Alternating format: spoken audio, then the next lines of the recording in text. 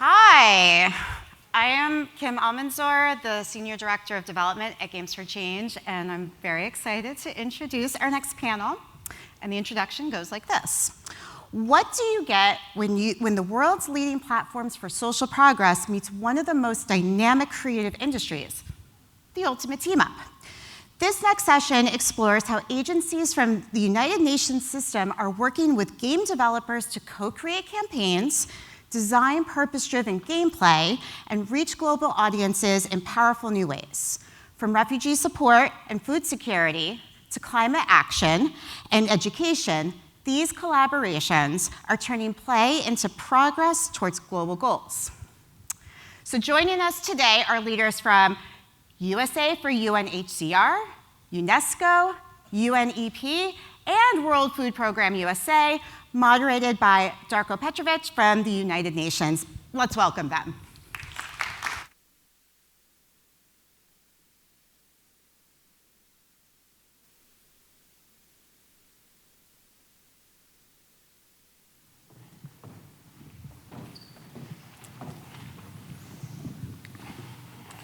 All right, welcome everybody.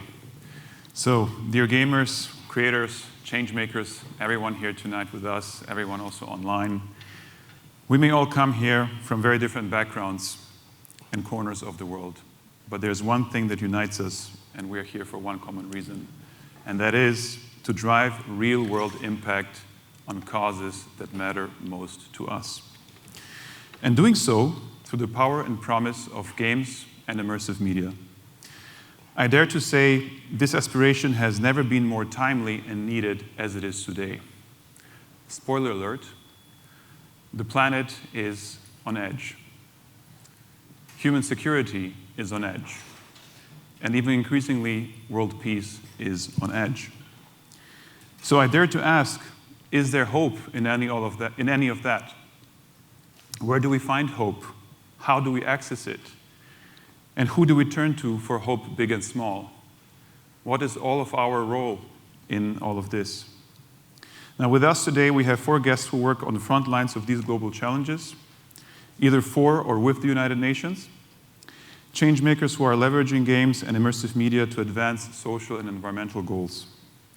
I would like to invite you to hear their stories of impact, and let's go. So, I have several questions for you guys. Question 1. What is your organization all about, and how do you plant hope in today's messy world? May I start with you, Lisa? Yes. Hello, everyone. My name is Lisa. I'm the head of operations at Playing for the Planet. We are an initiative facilitated by the UN Environment, and we work with the video games industry to, on the one hand side, decarbonize the industry, reduce carbon emissions, and to use games as a vehicle to teach people about climate and the environment. And I think planting hope, how do we do that? What I love about Playing for the Planet is how we come together and we work together on these challenges. Because every organization in the games industry has similar challenges. So there's no need for each and one of us to reinvent the wheel. So if we look, for example, at some of the organizations that are part of this alliance, like Xbox and PlayStation, who you may not think of as companies that work together on a daily basis, because they are actually big-time competitors. But when it comes to this agenda, they come together and think of solutions together when it comes to things like how can we develop more energy-efficient games and things like that. So what I think the way we plant hope is by showing that there's a space for collaboration and where we can learn from and with each other to do cool things, fun things, meet new people, and try to push things forward faster than we could if we would do these things alone. Beautiful. And we need a lot of hope these days, and there has been a lot of mention of hope in the last couple of days by different panels. So, Nicole. Yes. Hi, everyone. It's great to be here. I'm with the organization USA for UNHCR, and we are the national partner of the UN Refugee Agency in the US. And what that means is that we work hand in hand with UNHCR for resource mobilization to help our colleagues in the field provide food, shelter, water to the more than 122.1 million people that have experienced forced displacement. And beyond that, we're also doing a lot of work in the durable solution space. So we think about education and livelihoods, and that's a little bit what I'll talk about today, our work in that space. In terms of planting hope, I think it's a bit of an important time to go back to the stories. I'm often inspired by the refugees that I've met, and I just want to highlight one individual who is based in the US. His name is King. He's a refugee that is from Liberia, and he now lives in Louisiana. Now, USA for UNHCR and UNHCR are new to the game space, so hopefully this will be an example later for tabletop, but it's a sport example, which I think is pretty impactful. We provided him with an opportunity to give back to his local community, and in Baton Rouge, Louisiana, there are a lot of refugee diasporas living there, and they don't often intermix, so it might be, oh, there's the Kenyans over here, and there's the people from Nepal over here. So he found that through sport, he could bring people together, and he hosted a soccer or football tournament where all of these folks were on, country-specific teams, like a baby World Cup, but then added elements where they could interact with each other and found that this community was, really important to build. And I think there's a lot of analogies to what we see in the game space, but that was a physical setting. And so I'm always inspired by the work that our refugee communities are doing. That's beautiful. Kai, Great. What is your organization all about, and how do you plant hope? Great, thank you, Darko. I'm Kai Young. I'm with the World Food Program USA. Almost exactly what Nicole said about USA for UNHCR.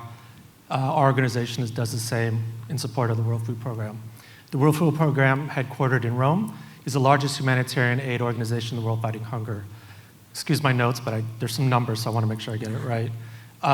Feeding approximately 150 million people a year in over 120 countries and territories worldwide. Staggering numbers. These numbers continue to increase. The need continues to increase. The challenge for us, of course, is to meet those rising needs. In order to get the food to where it needs to go requires logistics. We are the frontline agency in making sure that the food, supplies, services gets to where they need to go. So at any given time, there are 5,000 trucks on the road, 20 ships at sea, and 132 planes in the air supporting the work of the World Food Program and the broader humanitarian community. We don't just serve our own organization, we serve the broader humanitarian community. It's a thrill to be here. Darko has mentioned that the word hope has come up a lot in the last couple of days, and it's really heartening to know that this community has really been leaning into this spirit of hope, and just wanted to commend the Games for Change Festival and all of you who are here in embodying that, because it's the word messy has come up. We all read the headlines, and they're not good for our industry, but this community has been really, really warm. So when we talk about planting hope further, for me, it's always this idea, the numbers are staggering, 150 million that we serve, hundreds of million more in need. But behind all of this, there is a person, a family, a community that we are supporting. There's a child that we're supporting with a school meal. There's a family that we support with emergency rations. And that gives me hope. It's not a broad sort of esoteric vision. These are humans that we are feeding. And I love that we have an opportunity to work at that grassroots level and know that the contributions that we're making are changing people's lives directly. So thank you all, and looking forward to the conversation. Thanks, Darko. Beautiful.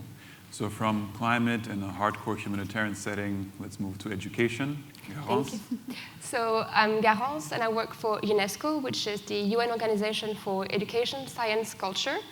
You might be less familiar with it because we're based in Paris. What I work on is gender equality, but my team has a very broad mandate. We work on the ethics of science, the ethics of tech, artificial intelligence, neurotechnologies. We work on sports, and that includes, obviously, esports as well. We work on youth empowerment, youth leadership, anti-discrimination, anti-racism, inclusion of people with disabilities, of indigenous peoples' rights. So as you can see, this is super, super broad. And one of the approaches that we have adopted to look at the challenges of today is through the positive approach. of saying that the challenges that we're facing have solutions that are beneficial to all. So when we talk about gender inequalities, we can see that there are backlashes, right, across the world against gender equality, against women's empowerment. But we can also say, look at the numbers. Gender equality is beneficial to well-being, to even the economy's growth, right, the resilience. And we've done research and reports, and we have statistics that show that. And we can leverage this positive approach. And that's the same with a program that I'm leading, which is called Transforming Mentalities. There's a little pun in here, because it's about engaging men and boys for gender equality and saying that men and boys also benefit from it in terms of their personal well-being, their family relations, their relationships with others in society, not being burdened by certain expectations that are put also on men and boys. And through this program, we thought, because we have this positivity approach, let's go with something that's also fun and engaging. Video games are a perfect platform to get into the space and talk to men and boys who are enjoying themselves in games, and also have those very serious conversations about what it means to be a good man or a good boy growing up, and talk about ways that we can promote gender equality in and through games. Wonderful, and games is the right keyword, because that's the next question for you all. But before the question, a few statistics. United Nations and gaming may seem like an unlikely and at times odd marriage, right? If you hear for the first time about it. And in all of the world's seriousness of high-stakes diplomacy, saving lives in emergencies, and building a more sustainable future, how come that games and play actually have a role to play? Well, there is more to it than it first meets the eye. In the last 20 years, at least 20 different UN organizations and international charities have launched over 100 gaming-related initiatives, some of which are actually alive and well still today. These can range from research, from advocacy, fundraising, to game design competitions and actual game development, or even supporting the launch of global industry alliances towards a particular cause. Now, let's turn to some concrete examples, I would say, and hear some inspiring stories from your work currently or in the past. How are you collaborating with the games industry to advance your cause? And can you give us any inspiring examples from your recent and current work, maybe starting with Nicole this time? Yeah, absolutely. So USA for UNHCR and the UN Refugee Agency, I think, are just starting to dip our feet in the water in the games industry. And so it's great to have this opportunity to chat about what we're doing. I'd be remiss to not mention a very successful partnership that with the outbreak of the Ukraine war, Epic Games raised $144 million in relief for humanitarian aid. And so that was an incredible partnership in just terms of how the games industry can get behind emergencies. UNHCR has also helped to fund some refugees that have developed games in the past. So there's Path Out by Jack Gutman, who's from Syria, and then Salam by Luel Mayen, who's from South Sudan. And so it's interesting to see how games can elevate refugee stories and how refugees can develop these games themselves. In terms of kind of partnering with us, and I'm going to be like Kai and read some notes because I think our framework here is quite important. We're looking for partners to help us achieve kind of one of 4 objectives. If folks are interested in all 4, amazing. But we hope that games can boost mental health and educational outcomes while driving adoption to essential digital technologies. We're looking to foster dignity through digital skills and employment opportunities. So this is what we often refer to as livelihoods, so both in the games and broader creative industries. We want to enable displaced people to safely access and engage in online communities. That way they can share spaces with their fellow refugees, but also host communities. And this will help foster a sense of belonging no matter where they're at on their refugee journey.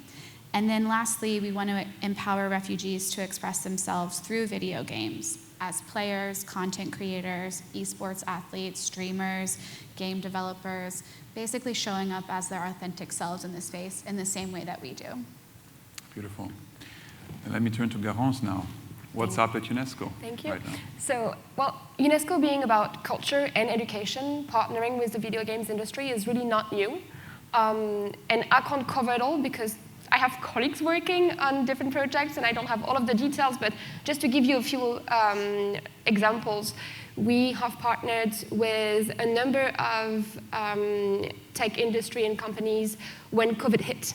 And when kids had to stay home and could not go to school and we had to go online, many did not have access or either even the tools at home to have access to online education. And so we can thank Microsoft and the Lego Foundation and many other, I don't have the whole list, for the Global Education Partnership Fund, which was really instrumental in making sure that kids could have access to school and educational materials during COVID. And still today, this fund is active and incredibly helpful in making sure that we're modernizing access to education today and to make sure that we are leveling opportunities everywhere. We also have, of course, in India, a fantastic partnership with Games for Change and the Mahatma Gandhi Institute for Education and Peace, who's working with Games for Change and organized a festival last year in India. And they have several projects also there using games with young people. We saw yesterday during the presentation by Minecraft Education that they're working with UNESCO as well. They're working on educating about the oceans and the environment and how to green education.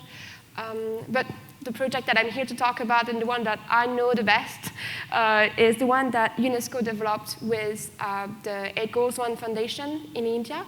And this is research on gender equality in and through video games. So basically what we did was somewhat innovative. We looked into what gender equality is, so gender 101 and video games 101, and we brought it together to figure out what the challenges were. And we could not have done this without the industry, who provided us with input, suggestions, recommendations. I mean, I want to shout out to Susanna, who was with us from the beginning of this project until the end, providing recommendations on step forward. And I hope that we can continue working on this with you. Beautiful. Let's turn to Lisa. How is the collaboration between Playing for the Planet and UNEP? Yeah, so Playing for the Planet it's actually an alliance. So we have members that are either gaming studios, trade bodies, or other organizations that are active in the games industry. And the work that we do is twofold. On the one hand side, actually everyone that joins this alliance as a member has to commit to a net zero target that's in line with the Paris Agreement and set out a plan on how they plan to reduce their emissions.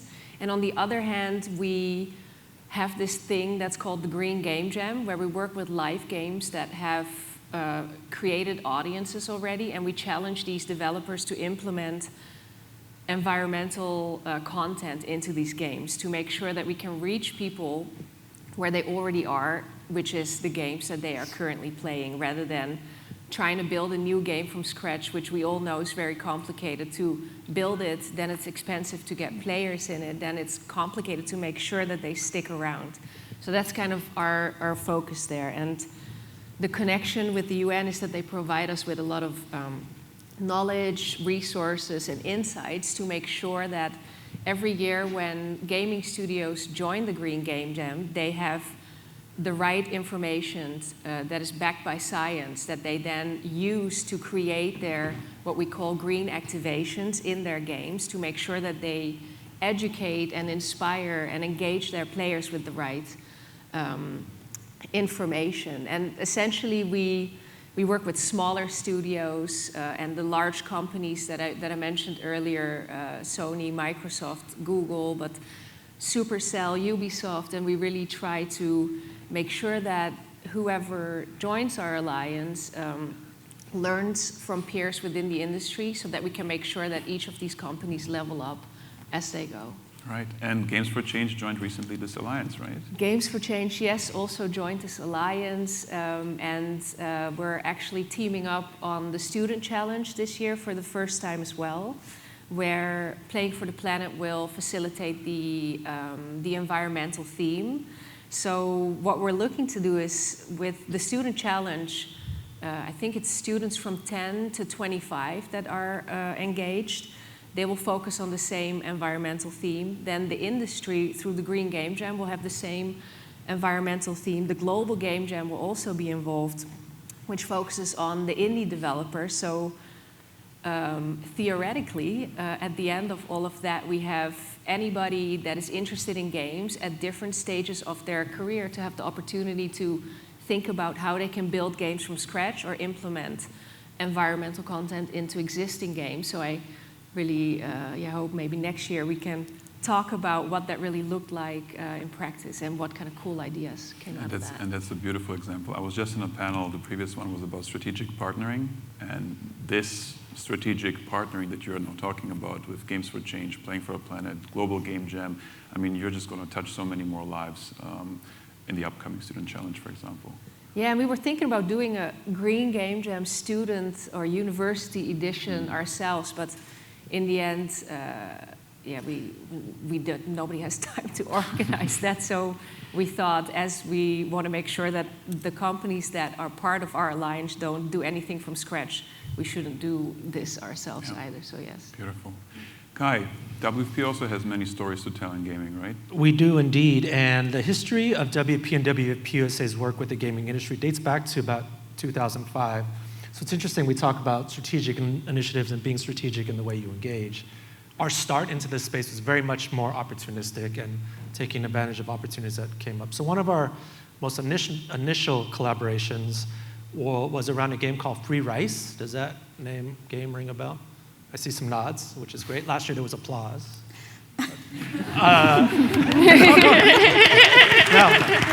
Sorry for the pandering, but I'm just. It was earlier in the day too. I'll mention that.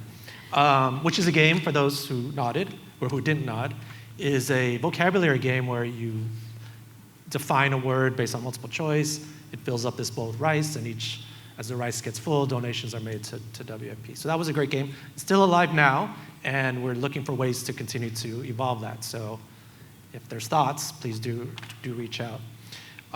In 2010, during the Haiti earthquake, we partnered with Zynga and their Farmville game, where in-game they, excuse me, I have to make sure I get these items right. You could buy a virtual item. In this case, it was white corn seeds, and with every purchase of the white corn seed in the game, unlocked a donation from Zynga to the World Food Program to support the communities impacted as a result of the Haiti earthquake, and that raised $1.5 million. And then more recently, we were one of the featured charity partners in Gamers Without Borders, which I think you're all aware is the gaming initiative that blends competition, education, and philanthropy. And since its launch, has raised over $33 million for humanitarian causes, not just WFP, but humanitarian causes. So those are a few examples. Nicole mentioned the Epic Games, Ukraine earthquake, WFP was part of that as well. And these are just some examples of the more opportunistic ways that we've engaged with the gaming sector over the years.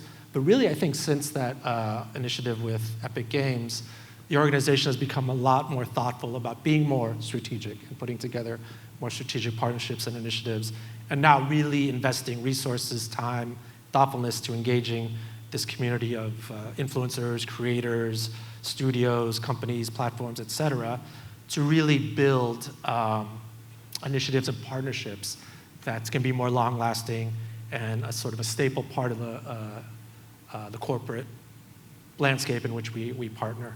So really keen to deepen and build those types of relationships. This year, for example, we'll be partnering in Twitch's Together for Good campaign, which marks, again, an exciting step towards this more robust and deepened relationship with the gaming industry. So really started from opportunism back in 2005, based on those opportunities, really trying to deepen our strategic partnerships across the landscape. And not to forget, we also heard at this event the Games for Change Student Challenge. So WFUSA right. was a theme partner this year, and we have here guests also. You have seen maybe at the award ceremony, the winners of the Student Challenge were actually, trying to outplay hunger through game design. So congratulations again to the winners for the Scarcity Line game. Okay, let's move to the next question then. Now, most of us here know game design is already a difficult enough craft. I don't need to tell you that. You all know those things best.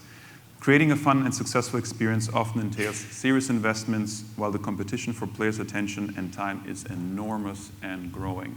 And of course, the Steam numbers are just, harrowing in that sense. Designing a game that is entertaining and that delivers on social impact seems to be in a league of its own. And I believe Eric Zimmerman would call this a Champions League of game design. So this begs the question, should change makers unavoidably become game designers, or are there other creative ways to leverage gaming for social impact? Now, leaning on that question, what is the one piece of advice or lesson learned that you would like to share with anyone who wants to advance their own cause with the help of games or gaming at large? What do you know for sure, Lisa? So let's say, speaking from the games industry and the UN environment, we do not speak the same language. We do not work at the same speed, and we do everything different. So I think what I've learned in the last 4 years is that it's very important to take the time to educate each other and to understand the world the other side lives in. Because when a gaming company plans their roadmap a year in advance, and you as a charity or a UN organization wants to get something done next month, that doesn't work. And if you as a gaming company want to plan a campaign for 6 months ahead of now and align that with a charity's, I don't know, campaign, that also doesn't work, because that will only be designed 1 month before it gets into the world. So I think really taking the time, educating each other on how you work, and being patient and not giving up when the first time it doesn't work out. Try again and try to get help and just really be patient to find that magic moment, because it's not to say that either one of the sides is doing things better. Like, I've learned a lot from, my background is in games, so let's say I've learned a lot from the other sides, and I think through the work with the games industry, we've been able to bring a lot of knowledge and ways of doing things to other projects within the UN environments as well. So I think that would be... Oh, I would love to learn that. Yeah, we can talk about it. Anyone who wants to learn more about this, how games have shaped the United Nations internally, this beast, please come to Lisa after this show. Nicole. Yeah, I'll start with kind of an example of how I approach working in this space. So in 2018 or 19, it's been a while now, I had the privilege of visiting Kakuma refugee camp, which is in northwestern Kenya. At the time, I was much more focused on data science than I am games, but there's shared languages across both. And we were kind of just meeting with some refugees that were residing in Kakuma refugee camp, and one young man who was probably in his, in the proper youth of the UN system, in his early 20s, we were bonding over how hard it is to learn Python. And I asked him, what's one thing I could take from, to my team about what we're talking about here? And he said, and this was 7 years ago, work with us, not for us. And I think that co-creation piece is often missed or brought in kind of maybe too late in the game. There may be a game that's developed, and then you want to test it with a population of those that have experienced forced displacement.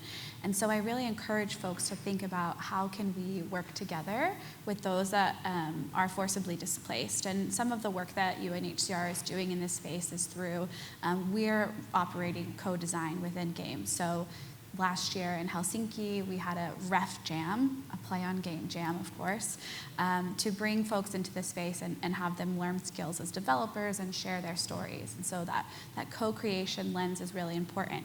Of course, with 122 million people experiencing forced displacement, it's not monolithic. And so it's something that we need to continuously do over and over and over, and draw ourselves back into that space of how can we involve refugees as gamers, as streamers, as co-creators in the process. And so that's kind of the thing that I know to be true, is that we need to include refugees throughout the whole life cycle of a game. Yeah, beautiful.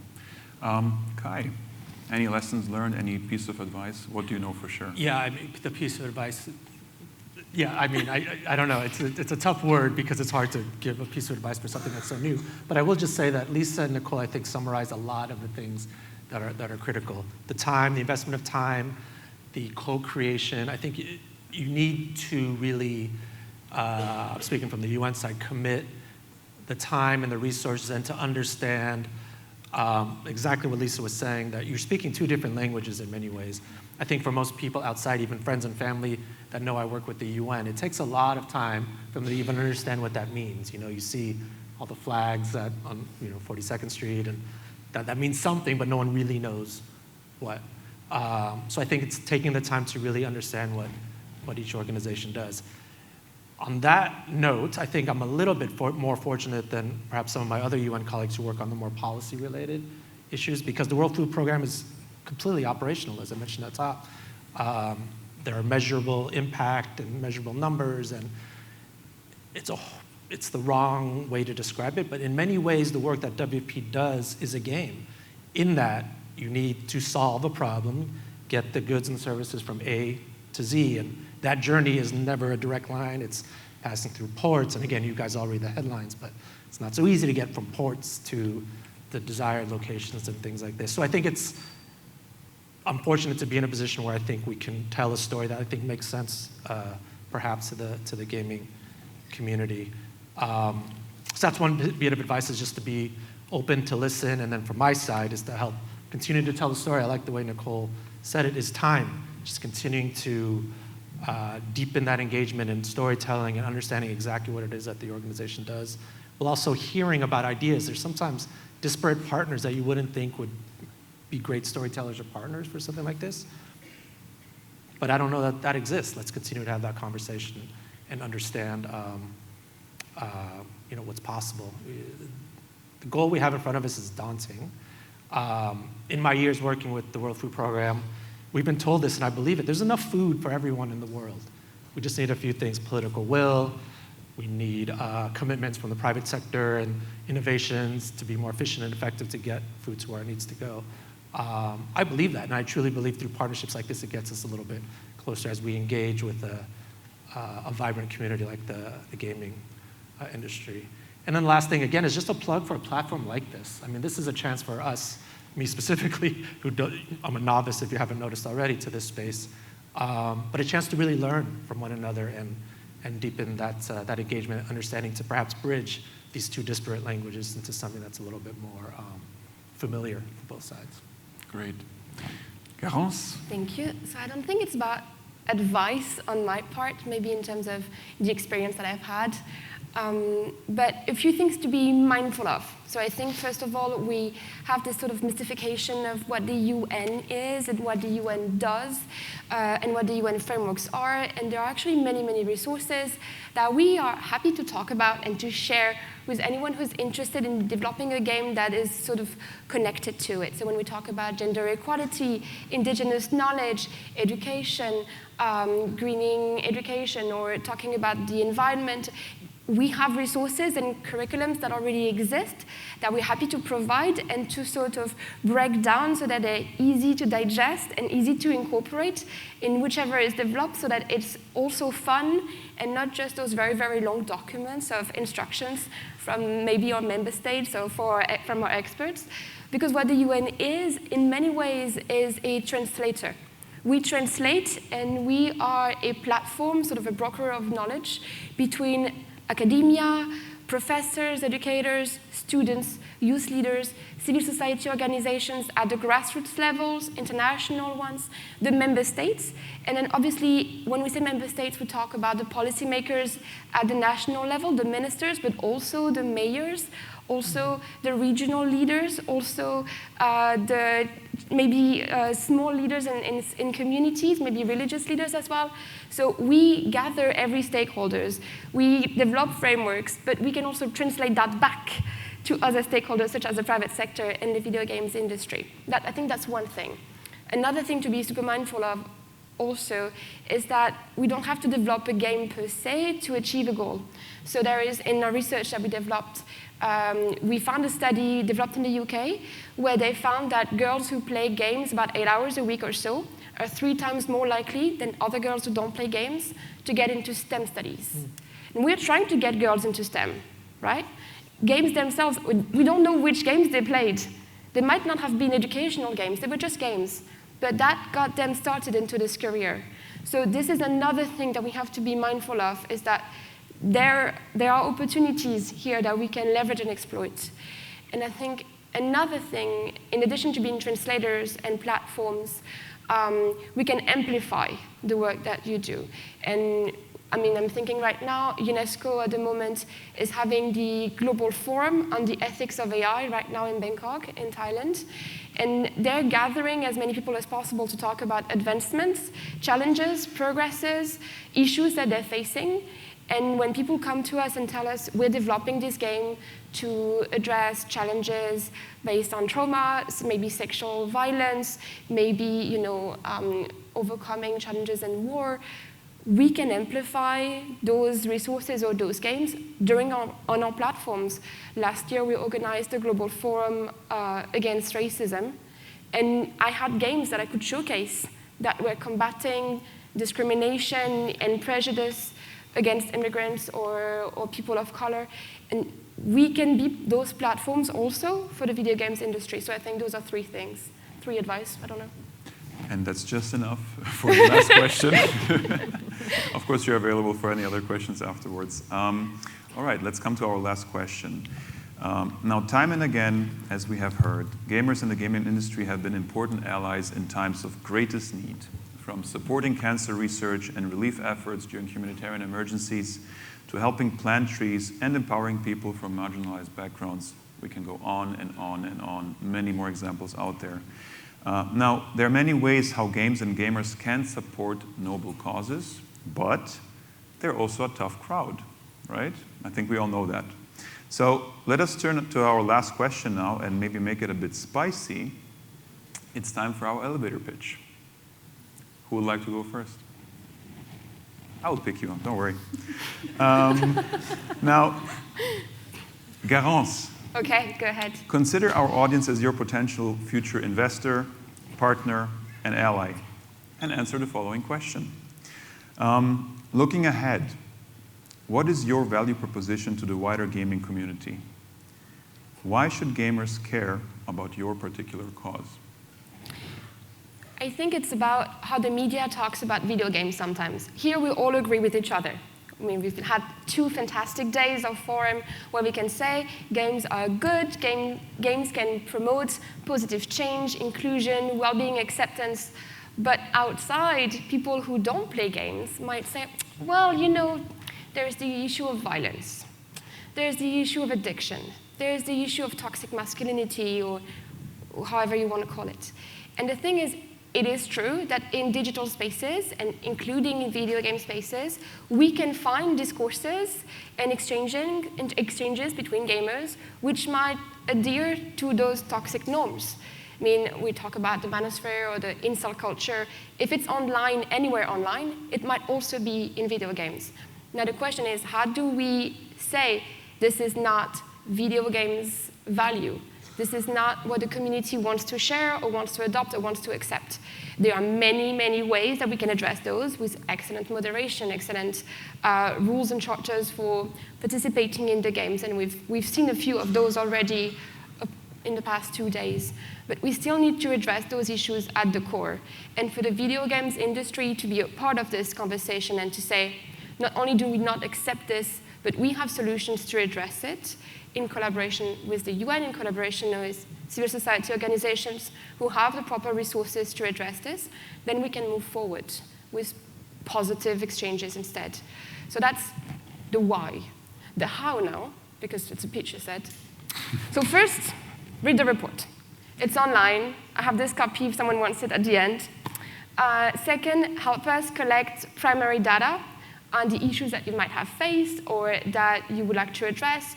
And we are having 3 different surveys in 6 different languages to try to have as much of a global study as possible in English, French, Russian, Arabic, Spanish, Chinese, one for gamers, one for caregivers of underage gamers, and one for the industry professionals.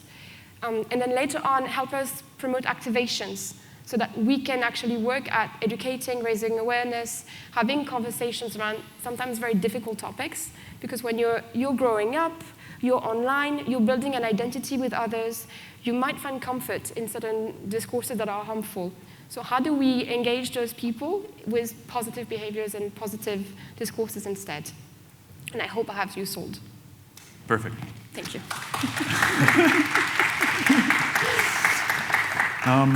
Lisa, why should gamers care about playing for the planet? Your elevator pitch. I think gamers care. We've done a survey in 2022 surveying 380,000 players, asking them if they think games can teach them about climate and the environment, and I think 90% said that they could. A bit over 80% said that they want actually more of this content, and a bit over 60% said that they would be willing to pay for it in game as well if it fits within the narrative and the world of the game. So I think gamers are convinced. The ones that we need to convince more are the studios on implementing this type of content into their games. And I would say every game has nature and the environment in it. Not that I've played every game, but I would say every game I'm comfortable making that claim. And so since it's already there, it's easy to leverage that and connect it to the physical world and try to use it to do good. And even though I would say there's always a hook within the game for connected to the environment, and the challenge is to find that hook, and it doesn't only have to be about doing good, it can also be a win-win situation and making sure that this type of content is something that you use in your live ops where you can create events that players enjoy and that has a positive impact on engagement with your games as well. So I think it's a cool way to try to create new content for your players, because that's what we're here to do, create cool content for players that they enjoy. This is what they want. So now it's up to you to go make it. And bring it to scale. And bring it to scale. All right.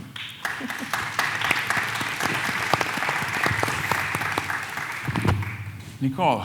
Yeah, absolutely. So I think similar to Lisa, maybe a bit twofold of gamers and game studios. I truly believe, this is my second year at Games for Change, games really have this potential to create a world that doesn't yet exist. And I think we're all inspired by that, and that's why we're here. And so, if you think back to, or just think outside of this room, the political climate that we're in right now, those that have experienced forced displacement aren't often included in spaces. And so games gives us a chance to include refugees and asylum seekers and stateless in this world that we want to see. I'm inspired by that. That just because you've been forced to flee doesn't mean that you can't participate in the digital economy and kind of digital communities in general. And I hope that we can elevate refugees and refugee stories in games. For kind of the gaming studios and the gaming companies, with 122 million forcibly displaced, that's also a lot of new customers. Providing access to games for refugees means that we can include hardware, access to connectivity, and enable refugees to play games, but also have access to other digital platforms, right? Like I think a lot of the times in this space when we're talking about connectivity, it's often around, how can refugees learn? And that's great, and I want refugees to learn. But I think taking it a step further and giving them access to games allows them to participate in this world that we want to see, and kind of this hope that we're hoping to plant today. And if I understand correctly, also to transition refugees from dependency to self-reliance through game design, right? And training. Yeah, that's exactly right? If refugees can gain skills and become developers, then they have self-reliance built in. And we always hope that there'll be a time in someone's life that they can become a former refugee, and it's not the only identifier that they have. Yeah. Wonderful.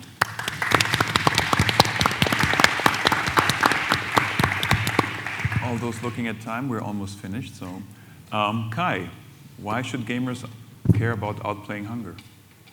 I just think what's amazing is that with the way that the World Food Program operates, we have a real opportunity to collaborate, to meet gamers, studios, content creators where they are. Meaning, the World Food Program, as I mentioned, provides emergency relief, food, supporting refugees in those situations as needed, sort of on the spot. We're the frontline agency to do that. If that's of interest, we can certainly build a narrative and integrate stories into that as well. We also provide millions and millions of school meals around the world, often the only secure meal they get a day in the world.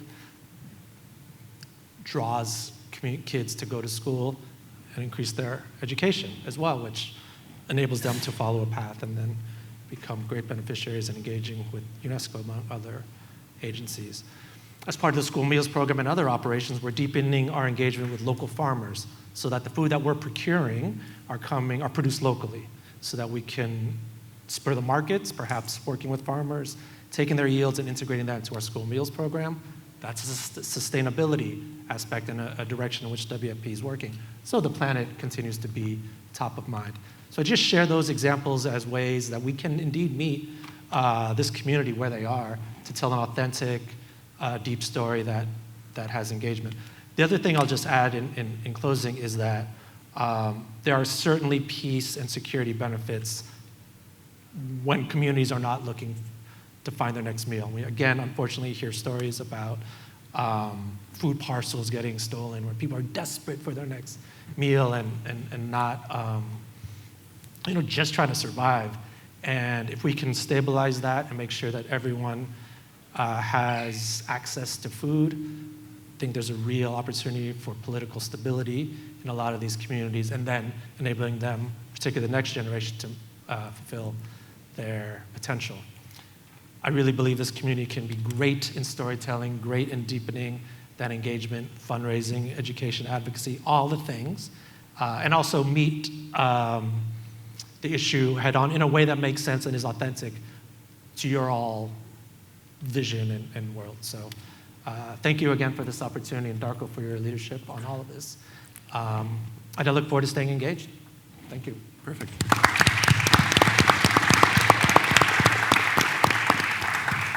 Yeah, and we are here to, coming to the end for a few closing remarks. I think what I'm reading and what I'm hearing also out of all these statements is a lot of complementarity, right? Yeah. Of course, every organization has its own mandate and, bespoke partnerships, et cetera, but at the end of the day, whatever cause you support, it's somehow complementing each other and supporting each other. So what I've noticed is actually, playing for the planet, beautiful. But I think when you play for the planet, you actually also play for the people at the same time. These are not two mutually exclusive categories. And then when you play for the people, you also play for peace, right? And when you play for peace, well, guess what? When there is no peace, the planet suffers as well, right, on a large scale. So all of these things are circular, mutually complementary, and interdependent. And so closing now this session, we heard today what's possible and the vast partnership opportunities out there to make this world a better place. Uplifting stories, interactive experiences, and a community of purpose are not just a few nice-to-haves. Actually, in these extraordinary times, they are the key ingredients for this collective effort of planting and nurturing hope in a better tomorrow. And all of you here assembled and online are in a unique position to lead that charge. So let me ask you the final question. Are you all in planting hope for the planet, for people, and for peace?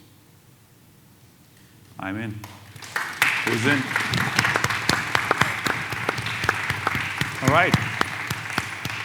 That's some hope right there. Yeah. Thank you so much. Thank you, everybody, for coming, and enjoy the rest of the show.